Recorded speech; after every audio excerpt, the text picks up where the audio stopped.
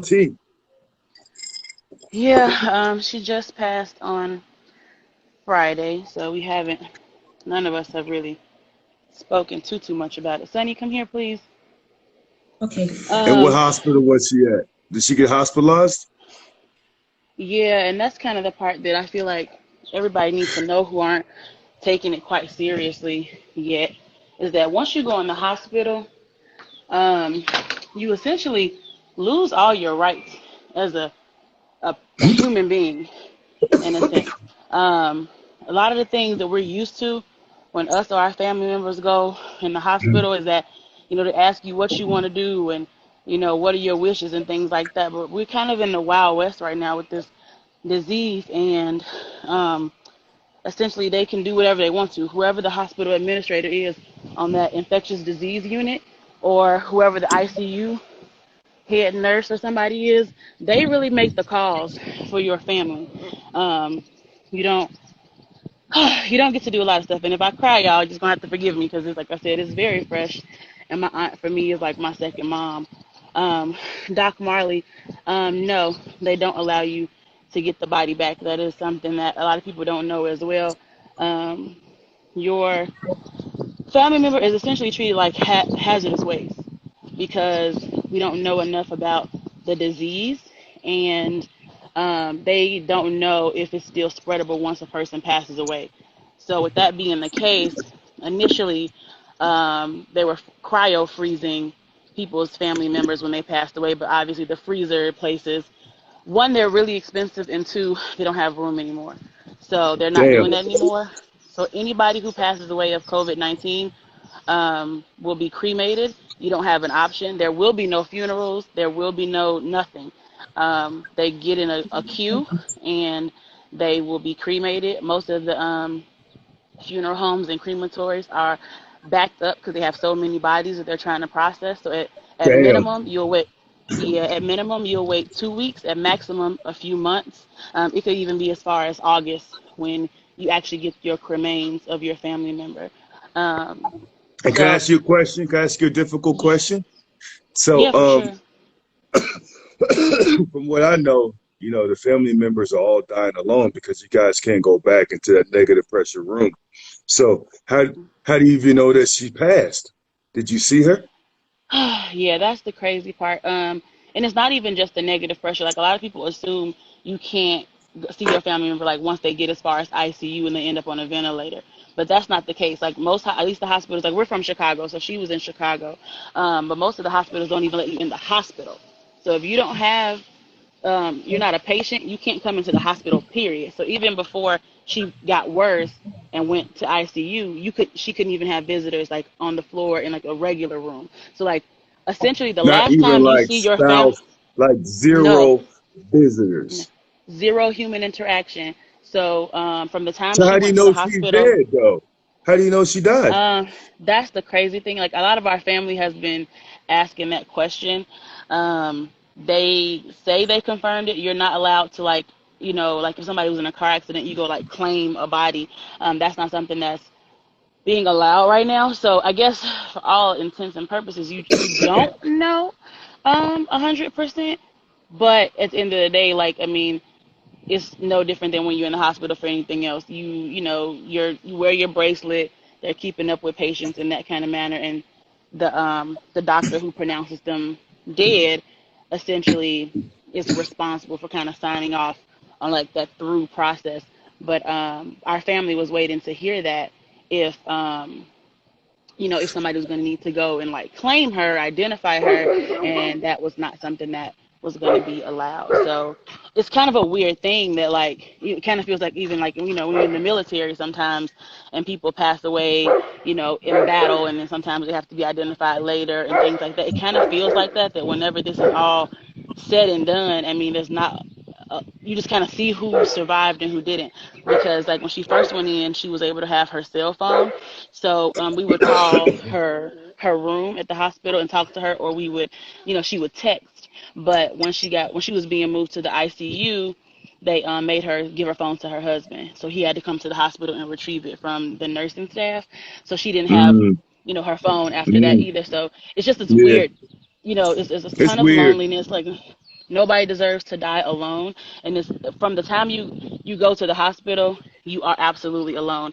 Um, it's not that I don't want people to be scared to go. If you sick, you should go, you know, and maybe Yeah, it'll save your life. But the reality is, you or your family member that when they step foot into the hospital, like a lot of their rights don't become their rights anymore, and your rights as a family member, I don't care if you're a spouse, their child, their parent, none of that. It's yeah, all a wash. It's all a formality at yeah. that point, and you don't realize how like a lot of Wow. times stuff is like actually legal because we kind of do these things that are formalities in our country where it's like we think that's a law that they have to let you do Yeah, this or they have to tell you that, we think but it's when I, not. as a doctor, when I say, hey man, who's going to sign this power of attorney?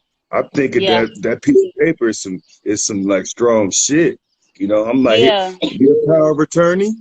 Okay, cool. yeah, I'm gonna tell you what's going on with this dude. He had a yeah, heart for attack. sure. He barely survived it. Or you feel me? So I'm thinking that POA is some real shit.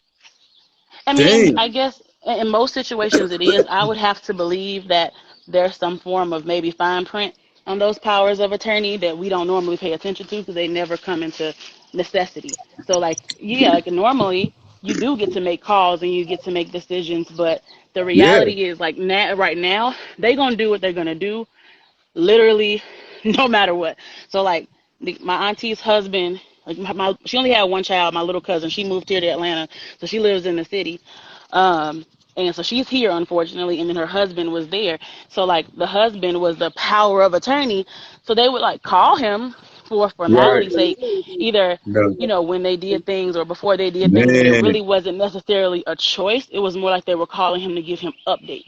It wasn't like, do you want this or don't you want that? So like that part, it's extremely difficult. A lot of it is hard to process, especially if you've been in the medical community because you're Damn. used to certain processes and how things you used to things going, and it's Right. not anymore. Like even like they kept telling us that her organs were stable, and the only thing that was an issue was the lung. So we were kind of feeling really good about that because we're like, well, if her organs are stable, maybe we can, she has that time, that waiting period for the ventilator to for her to be able to be weaned off the vent. But she was only on the vent for 5 days. And I think that's what people need to understand. This Did she disease is pass? Excuse me. ruthless. I'm sorry. Did she Go pass ahead. away on the vent? Did she We're die on the not vent? we're not 100% sure because that's a whole other thing. My aunt she went into the hospital Thursday night last week, and she Right. was the first 72 hours she declined from literally no fever, no nothing, no signs or symptoms other than her body was aching, and she just knew it was going to be flu and not corona. So in 72 hours, 107 fever that they could never get under control, and by the 72nd hour she was on a full ventilator, from oxygen to respirator to full vent. It's just 72 hours. And then she spent 5 days on that vent, and they told us that max they would only do 14 days. So with us being at day 5, we're thinking, she still has time. She might turn a corner. Um, and then they called on day, I want to say 4, and they asked us about a DNR. Like, did we want to do one? And we were kind of like, okay, trying not to panic and saying like, is this just again, a formality, like an administrative thing that y'all just have to ask? Because obviously you need to have that information in her file, or is Mm. something wrong? So we're like, is something Sorry. wrong? I'm sorry. I'm so sorry. Um, was your auntie an organ donor? I don't know. I don't have no idea. Even if she was, Are you an with organ donor? being, I Are you am, an organ? yeah. So maybe let's assume if you were, maybe she was. Maybe Yeah, she she might was. have been. She might have been. If I had to guess, she probably was. But the way these things are going, with her being positive for COVID and they not knowing what effect it has, they probably would have rejected her organs anyway. Whoa. See, I don't know, man. I don't know. I don't It's know. been really nutty. I I don't don't know. know. This whole thing I don't has know. been really I don't know. crazy. Yeah. As far as her dying on the Yeah. vent, we don't know because they told us that she was stable, right? And then all of a sudden, her husband gets a call at 3 a.m. on the morning that she died, saying, Mm. "Hey, we're gonna Yeah. move her to a hospital that's an hour away." And he was like, "What? Why would you move her But to some other hospital?" how does that make sense to you that when you have a machine breathing for you, right? Her brain She was not a function stable patient. She couldn't obviously, have been her moved. brain function obviously was preserved, right? They put her in induced coma, something to slow the firing, the communication, and they put a tube in her to breathe for her. So vitals were covered. Her vital organs were covered. There was no, the heart was beating. They had something to help her breathe because from what we know, the community, the people, is that this is a respiratory virus, right? So how did Right. she die on something that's helping her breathe? I So don't that's get what it. the whole conversation was supposedly about with the DNR is that, well, what they're noticing is that basically when the patients get to the point where the vent is doing 100% of the work and the patient isn't doing any of the work themselves, that the heart Mhm. essentially is next. So they were saying that Right. what they've been So seeing that, in I see, COVID but patients is time out. That happens all the time. So know what we do as right. physicians? We say, hey man, this patient is going to go to a long-term facility. Guess what, family? Yeah, we got to trach them. So they're going to have this trach right here. And they go Yep. to a long-term facility, and the thing is still breathing for them. We have Exactly. quads that break their neck. They have a machine breathing for them. They live. Look at Superman, how long he lived. Right, and that's the thing. That's something You that our dig what family I'm was saying? discussing about So putting I her on don't this. understand. But this So all how does happened. people? This all happened in less than 24 hours. Literally, the conversation that our family was having to go back and have. Okay, are we going to do a Right, DNR? Are we going to try to do a trach? All of this stuff. This is literally just the night before. Just the night before. By the morning, right, we were supposed to have a call at 8:30 in the morning right, to let them right, know what we wanted to do. But we never got the call at 8:30, and at 9:55, 9:58, they declared her dead. Now y'all told us that she was stable, and then they moved her to this hospital. Now apparently, during the medical transport from the current hospital to the new hospital, they said that her heart rate began to slow and she became bradycardic, like for an extended period of time. And we're like, well, y'all said that she was stable. Now all of a sudden she was bradycardic, and if she was bradycardic, she wouldn't have right, been a right, candidate to move right, to right. another facility But you because don't just know to because just to make you don't room. know. You don't know. You're just hearing this. No We one don't know is anything. Like they physically won't let us have seeing anything. anything. You dig Nothing. what I'm saying? It's so weird Yeah. and shady. This And then is so this is this at is this horrible. she died at this hospital This that is was an hour away, and we were just like, what? Like it just came out of nowhere. yeah. So before we could even have the I had no conversation clue. with I had yeah, no I actually clue. There was was gonna no. call you the day they called us about the DNR. I was gonna call you and ask you did you know anything, and I just got busy with all my my family talking and trying to figure everything out and panicking and everything. And like I said, by the next morning, I was at Walmart getting groceries, and my cousin, she wouldn't answer my call, and I'm like, This that's is not like her. We've been bizarre. talking every Yeah. day. And Yeah. then she said she passed, and I was like, "What?" Like it just really caught us completely off guard. And that's what I want people to know. If you don't know anything else about COVID, one is real. I don't care what people believe, how it got here. It's here and it's real. That's the first thing. Right. And how quickly it damages the body, how quickly you can decline. Um, Allegedly, though, that's people. we gotta say allegedly to the people Well, no, I because mean I'm not talking about the death part, but I I still mean don't have a I'm talking good about our opinion because you personal. didn't see it. You dig what I'm saying? Someone Well, I'm talking told about when she you, was able to talk to me on the phone. So but what she could who tell me knows what's firsthand going on what because was no one's changed. seeing. No one's seeing. No one's seeing. No, no, no. I mean my aunt, her own words, what she said to me is what I'm saying. Right. So like from the I hope, time yeah. she went in, it went from like I just don't feel so good, and then she did faint at home, and that's why her husband made her go to the hospital. So like I Mm. said, I don't want to be negative about it. Ain't nothing I can do about it to get her back. But I felt like that there was a scarcity of events and that she hadn't turned the corner in by day 5 and they wanted to give it to somebody else. Now that may just be a conspiracy theory, but that's how I feel. Um, You feel like this is and going to it's just triage. You know what I'm talking about? We yeah, learned exactly, triage from World War II. exactly. How do we Mhm, save lives? So you know what we mhm. decided? We took data and we said, you know what, this is how we save lives. You know, the people that we can't save, just go ahead and admit it. Put a little Yep, tag on them. You dig what I'm yep, saying? People that yep, and then after that, the sickest come first. So yeah, maybe, and that's real. That's what I'm reading. What's happening in Italy for sure. You yeah. dig? So maybe it's happening here. Who knows? I really appreciate you It's pretty sharing that, crazy. man. Yeah. Yeah, I just think Yeah. people need to know that like your family member just is not covered. And what I tell people is like at this point, you need to personally have enough information. You need to know what to ask for, and you need to know, because if your family doesn't get to chime in, like typically speaking, you do get a power of attorney, and there's all these questions they can ask, but you have to be prepared if you have to go in the hospital to self advocate. Yeah. And like even like they were giving her that hydrochloroquine, and that is not proven effective treatment at all against coronavirus. If you do have coronavirus, ask for remdesivir.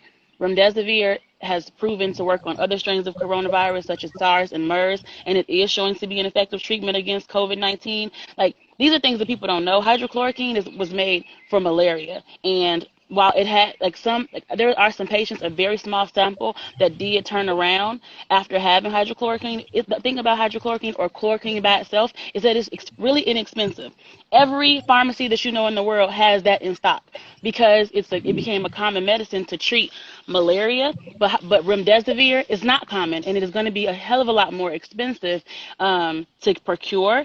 And Mhm. that should be your first line of defense. Your life is too precious, and the disease acts too fast. You cannot let them tell you, "Oh, we're going to start with this medicine, and then we'll progress to a stronger medicine." No, no, no, no, no. If you have it and you've already tested positive, you absolutely want to be prescribed remdesivir, point blank, and the period. Do not play around. Do not let them tell you, "Oh, well, this could work." No, no, no, no, no. You want what we already know has worked. All right, but Remdesivir, for the people, you're saying hydroxychloroquine. What are you saying? Which one you're saying? Which hydrox, drug? it's called hydroxychloroquine.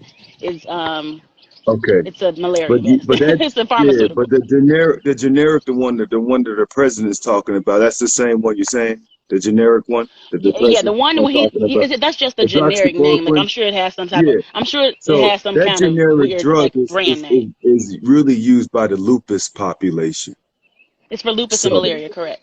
right now, we use it for anti-malaria. If you go to a malaria region as a visitor, you might take it for 3 days. You dig what I'm saying? So only people that Mhm. really use it are the people in West Africa and East Africa where these malaria zones are. So that's why the Yeah, physicians don't know because only yeah. people that used it since a baby were people in highly mosquito carrying malaria I'll areas. type it, You, Shad. you He said you dig what remorse. I'm saying? So we don't know because it causes heart abnormalities, causes arrhythmias. It can cause Mhm. deafness, cause blindness. We don't know. You dig what I'm saying? And Yeah, the other drug you're talking about is an HIV medication. So people got to understand that one drug was for malaria, you know, yeah. and the other drug is for You're welcome. HIV. You dig? And there's some efficacy, but all viruses, Mhm. subside just like the common cold do. So we don't know. Yeah, That's why yeah, the medical community is kind of fucked up because like it's a virus. This is not bacteria where we can yeah. look It's at the crazy. chemical all the way down. Mhm. So I'm sorry. I'm sorry. Thanks Yeah, for it's crazy. this was on time, man. You know Ooh, what's so that's weird? crazy. I saw that you were live, and I was about to get off Instagram, and something just told me to tap it. And normally I don't, spend that much time Yeah, on Instagram anymore. But yeah, yeah. I'm glad I did because I'm like, all I can do at this point, like I can't save my aunt, but I can tell people everything we learned in the process, so that hopefully you never need this information. But if you do, hopefully you'll be better prepared to Thank you. to deal with it for yourself, for your family member. And unfortunately, I have two more family members that just recently tested positive for COVID-19. Chicago is a hotbed next to New York, and it's spreading like wildfire. So, one of them is my 90-year-old aunt, and then the other one is her son, who's also in his 50s. And it's just crazy. Like, all that stuff that they've been telling people, oh, only old people are gonna die from it, or No more, only, no people with more underlying COVID in conditions. your That stuff family. not true. As of right now, no more corona in your family, girl. I receive that. I receive